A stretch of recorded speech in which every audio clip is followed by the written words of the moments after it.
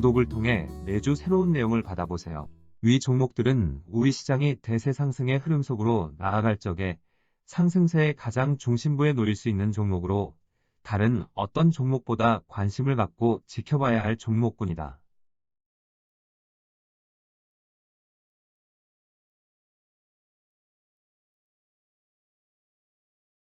유동성장세에서 전체 지수의 상승세를 이끌어 나아갈 중심 종목들.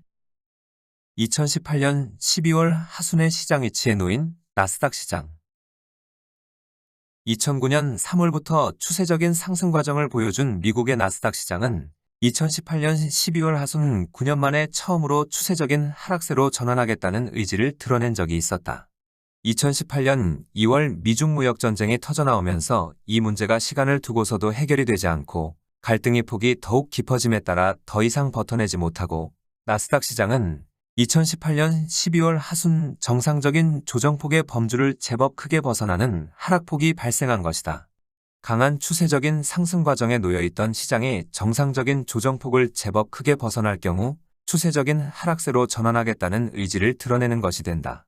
이런 모습을 드러내고 이후 작은 반등을 거쳐 재차 앞서의 저점을 뚫고 내려가는 하락 과정이 나타날 경우 당시 나스닥 시장은 추세적인 하락세로 본격 전환되는 것이다.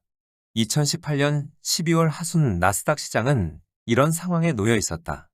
추세적인 하락세로 전환하겠다는 의지는 이미 드러냈고 남은 것은 작은 반등을 보여주고 난 다음 여기에서 제대로 돌아서지 못하고 재차 저점을 깨고 내려가는 하락 과정에 나타날 경우 추세적인 하락세로 본격 전환될 수 있는 위기에 처한 것이다. 현재 나스닥 시장의 시장 위치도 2018년 12월 하순의 상황과 거의 흡사한 상태에 놓여 있다. 지난 1월 이후의 하락 과정을 통하여 이미 나스닥 시장은 추세적인 하락세로 전환하겠다는 의지를 드러냈다고 하였다. 이후 제법 강한 반등세를 보여주었지만 두 달을 버텨내지 못하고 최근 종가 기준으로 3월 14일의 저점을 살짝 깨고 내려가는 위치까지 밀려난 바 있다. 지난 3월 14일의 저점은 나스닥 시장의 흐름으로 보면 대단히 중요한 저점에 해당된다.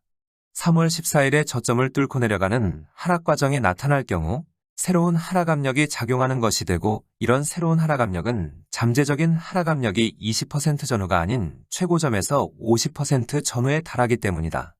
3월 14일에 저점을 뚫고 내려가는 하락세가 나타난다는 것은 나스닥 시장의 추세적인 하락 과정으로 본격 전환되었다는 의미를 담고 있는 것이다.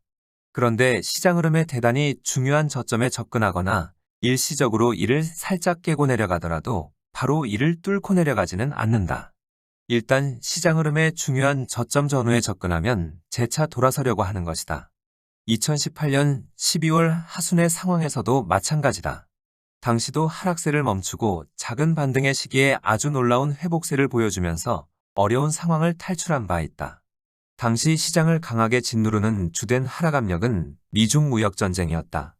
작은 되돌림의 시기 미중 무역 전쟁이 해결될 수 있다는 강한 신호가 정치권을 비롯한 여러 경로에서 지속적으로 불거져 나오면서 이후 놀라운 회복세를 지속하는 모습을 보여주었다. 실제 이 문제는 해결의 가닥을 잡아 나아가면서 2019년 5월 초순에는 미중 정상 간 합의문에 서명 직전까지 간 바 있다. 이번에 나스닥 시장은 종가 기준으로 시장 흐름에 대단히 중요한 저점을 살짝 깨고 내려간 위치까지 밀려남으로 어떤 형태로든 하락세를 멈추고 일단 돌아서려고 하는 모습을 보여주게 될 것이다. 오늘 새벽 나스닥 시장이 3.5%에 달하는 급등세가 나타난 것도 바로 움직임으로 인한 것이다. 2018년 12월 하순과 같이 뚫고 내려가지 전에 작은 되돌림의 기회가 주어진 것이다. 만약 이 시기 제대로 되돌리지 못하고 작은 반등세에 그치고 이번에 밀어닥친 강한 하락 압력이 재현된다면 나스닥 시장은 3월 14일에 저점을 뚫고 내려가는 하락세가 발생하게 된다. 2018년 12월 하순의 상황에서 시장 내면에서는 스스로 돌려세울 수 있는 상승 에너지를 갖고 있지는 않았다. 다만 상승 동기를 마련하면 강한 상승세를 만들어낼 기술주 중심의 강력한 상승 수단을 갖고 있었다. 이 시기 강한 활력을 불어넣어준 것은 미중 무역 전쟁이 해소될 수 있다는 강한 기대감이었다. 현재의 세계 주식시장의 흐름을 강하게 짓누르고 있는 것은 우크라이나 사태다. 우크라이나 사태가 발생하기 전에도 나스닥 시장은 현재 나타난 저점에 가까운 위치까지 밀려났지만 세계 주식시장의 흐름에서는 새로운 상승세의 기운이 강하게 작용하였다. 새로운 상승구도의 한 축이라 지목한 자동차 관련주의 경우 반도체 칩 부족으로 인하여 제대로 된 역할을 하지 못하고 있었지만 세계 중요 시장들의 은행주에게서 새로운 상승 기운이 강하게 작용한 모습을 보여준 바 있다.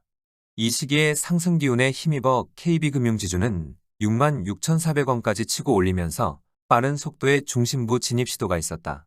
그렇지만 2월 중순 이후 불거져 나온 우크라이나 사태로 인하여 세계 중요 시장의 은행주는 직격탄을 맞고 이후 아직도 충격에서 벗어나지 못하므로 새로운 상승세의 기운은 보이지 않고 있다. 2018년 12월의 어려운 시장 위치에서 나스닥 시장이 극적으로 돌아선 것이 당시 시장을 강하게 누르고 있던 미중 무역 전쟁이 해결될 수 있다는 기대감을 지속적으로 불어넣어준 것이 강한 회복세의 주된 상승 동력이었다.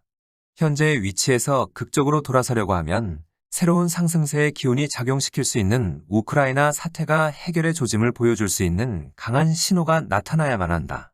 만약 이런 모습을 보여주지 못할 경우 시장 흐름의 중요한 저점 근처에 접근하면 의례적으로 돌아서는 단순 되돌림에 그치고 나스닥 시장은 3월 14일의 저점을 깨고 내려가는 하락 과정이 나타날 가능성이 높다. 나스닥 시장이 3월 14일의 저점을 깨고 내려가는 하락 과정이 나타나게 되면 추세적인 하락세로 본격 전환되는 만큼 나스닥 시장은 세계 주식시장의 새로운 상승세의 기운이 작용하지 않는 한 단계별 하락 과정을 거쳐 지속적으로 저점을 깨고 내려갈 가능성이 높다. 그렇지만 차후의 하락 과정에 지난 1월 이후 발생한 연속적인 급락 형태의 하락세가 나스닥 시장에서 발생하지는 않는다.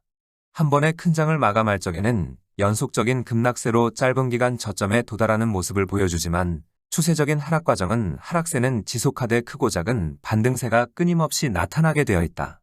그리고 반등폭이 앞서 반등세의 고점에 접근하는 모습도 자주 나타나게 된다.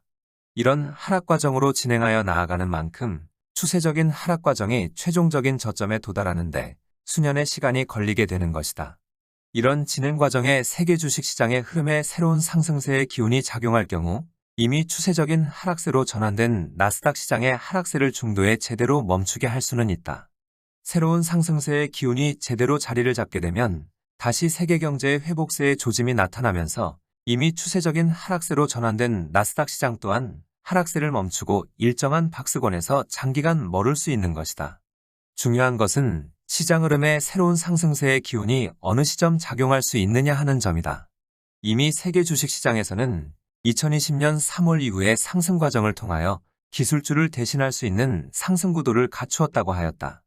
자동차 관련주와 금융주의 새로운 상승 구도를 갖추었고 이를 종목군들이 제대로 된 역할을 해줄 경우 충분히 새로운 상승 과정을 만들어낼 수 있다. 나스닥 시장은 현재 3월 14일의 저점을 깨고 내려갈 수 있는 상황에 놓여 있지만 새로운 상승세의 흐름을 이끌어 나아갈 것으로 지목한 일본의 토요타 자동차와 미국의 대형 금융주는 현재의 위치에서 추가로 큰 폭으로 밀려나더라도 2020년 3월 이후 확보한 시장 위치가 흔들리지 않을 모습을 갖추고 있다. 앞서의 상승 과정을 통하여 과다하다 할 정도로 안정된 시장 위치에 갖다 놓았기 때문이다. 지금 당면한 과제는 시장 흐름에 대단히 중요한 저점에 도달한 나스닥 시장이 주어진 작은 되돌림의 기회에서 어떤 모습을 보여줄 것인지 지켜봐야 하겠다.